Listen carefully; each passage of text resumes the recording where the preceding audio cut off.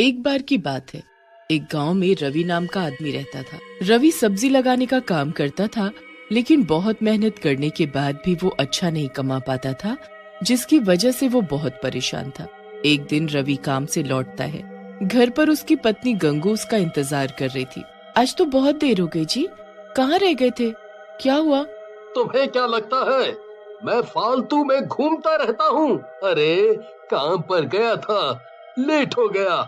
जब देखो जासूसी करती रहती हो मेरी। रवि की बात सुनकर गंगू कहती है, अरे आप तो फिजूल में गुस्सा कर रहे हैं, मैं तो बस आपकी चिंता कर रही थी। तभी रवि के बच्चे पिंकी और राहुल वहाँ आ जाते हैं और रवि से बोलते हैं, पापा कल हमारा स्कूल पिकनिक पर ले जा रहा है, मैं भी जाऊँ क्या? कहीं नहीं जाना है पिंकी, चुपचाप घर पर बैठो और पढ़ाई करो। वैसे भी हमारे पास पैसे नहीं हैं। पापा, आपके पास तो कभी पैसे नहीं रहते।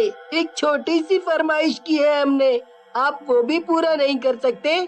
राहुल की बात सुनकर रवि को गुस्सा आ जाता है और वो रवि को जोर से थप्पड़ मार देता है। ये देख गंगू भी गुस्से में आ जाती है और रवि को धक्का देते हुए बोलती है, तुम्हें जरा सी भी अकल नहीं है क्या? अगर तुम अच्छा नहीं कमा पाते हो तो इसमें इन बच्चों की क्या गलती है? अगर दोबारा मेरे बच्चों पर हाथ उठाए ना तो मुझसे बुरा कोई नहीं होगा। गंगू की बात सुनते ही रवि आग बबूला हो जाता है। मुझसे जुबान लड़ाती है, अभी मजा चखाता हूँ। लेकिन रवि गुस्से में गंगू को कुछ ज्यादा ही मार देता है, जिसकी वजह से गंगू बेहोश हो जाती है और मर जाती है। ये देख राहुल बोलता है, बस करें पापा, मम्मी बेहोश हो गई है। हम आगे से आपसे कुछ नहीं मांगेंगे, आप मम्मी को छोड़ दो।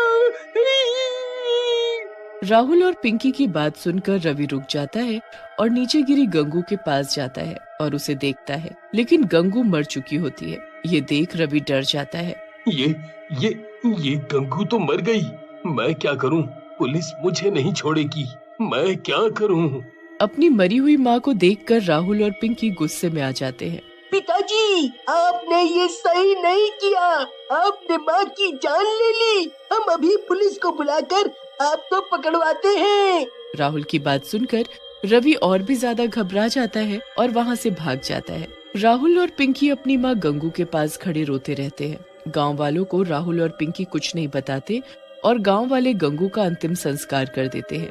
लेकिन रात में, राहुल भैया, मुझे अकेले घर में बहुत डर लग रहा है और भूख भी लगी है। पिंकी की बात सुनकर राहुल बोलता है, पिंकी, डरने